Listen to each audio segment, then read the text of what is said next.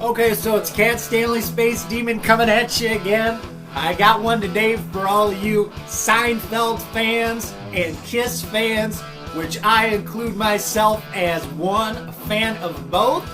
I want to talk about the time that Kramer opened up a show for Kiss. Okay, so of course Kiss, the legendary Hall of Fame rock and roll band known for their outlandish costumes and stage presentations, straight up ahead approach to rock and roll. Had an unlikely connection way back when to the television show Seinfeld. Of course, a legendary show about nothing starring Jerry Seinfeld, the great ensemble, George Costanza, Elaine, and of course Kramer. Now, fans of Seinfeld probably already know that the character of Kramer was originally inspired by a friend of show co-creator Larry David, a guy by the name of Kenny Kramer, who was an aspiring comedian. He was a friend of Larry David. They lived in the same building. Kenny Kramer would come over all the time. And when it came down to make the show, Larry David decided to base this character on his friend Kenny Kramer. Originally, there was some concern about using the name Kramer. So in the pilot episode of Seinfeld, if you go back and watch that, the characters actually are referred to as Kessler.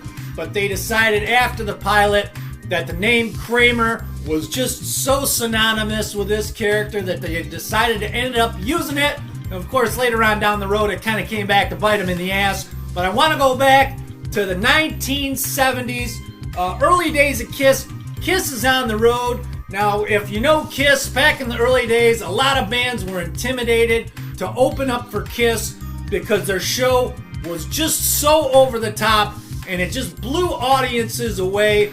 And they ran into a lot of issues when they were opening up shows for other bands like Black Sabbath, Blue Oyster Cult. They just were blowing these bands off the stage, and a lot of these bands would just end up throwing Kiss off of their tour. So Kiss ended up, finally they got to open their own shows, and I guess for a spell, Kenny Kramer, the comedian who was the inspiration for the character of Kramer on Seinfeld, was a comedian back in the day. He says he was working at an agency called ATI, who also handled Kiss as well. He said they were sending him out on gigs all over the place, but rock and roll audiences weren't really used to a comic as an opening act. So Kramer was opening shows for Kiss. He said when he opened for them, they were still playing small venues. There was one night, I guess, Kiss had 2 shows scheduled. Kramer was going to be the opening act. It's a cold winter's night, and for one reason or another, I guess Kiss were running late, and after Kramer went out, did his opening act, at about 8 o'clock, he did his act, left the stage. Some time passed. We're coming on 9 o'clock. Kiss still hasn't shown up. The audience, of course, the Kiss audience back then, pretty nuts. They're chanting, Kiss, Kiss, Kiss. They're waiting for the band. They're getting restless. And so the promoter ends up sending Kramer back out there to try to entertain this rabid Kiss audience. He's doing all kinds of crazy stuff. He's bringing fans on stage to tell jokes. And, of course, rock and roll audiences back in the 70s start throwing stuff at him. And then Kramer ends up making the joke, hey, if you want to throw shit at me, throw money. So, of course, they take him for his word. They start chucking quarters and silver dollars at him. And he says, there must have been at least $100 on stage by the time I got off. It was really painful. Imagine getting pelted with quarters and silver dollars and half dollars. And I guess ultimately they wound up having to cancel the first show. Kiss finally showed up at around 10 or 11 o'clock. They had to put their makeup on. The band didn't make it out on stage until close to midnight. They did the show. The audience went crazy. They had to cancel the first show.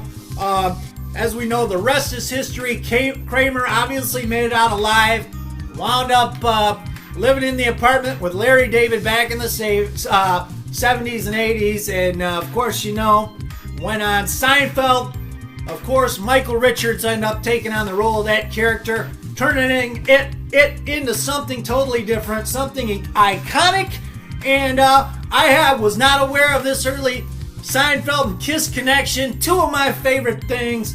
Always cool to find out about, the 6 degrees of separation, how closely intertwined we all really are on this little blue planet of ours. And I hope you enjoyed this little story.